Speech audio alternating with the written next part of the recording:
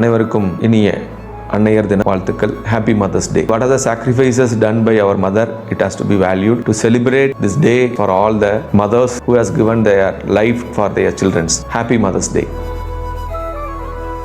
தாயின் உதிரத்தில் இருந்து கருவாகி என் தசையும் எலும்பும் செதுக்கியவள், உன் மூச்சுக்காற்றை எனக்கு பகிர்ந்து மண்ணில் என்னை உயிராக்கியவள்தான் அம்மா.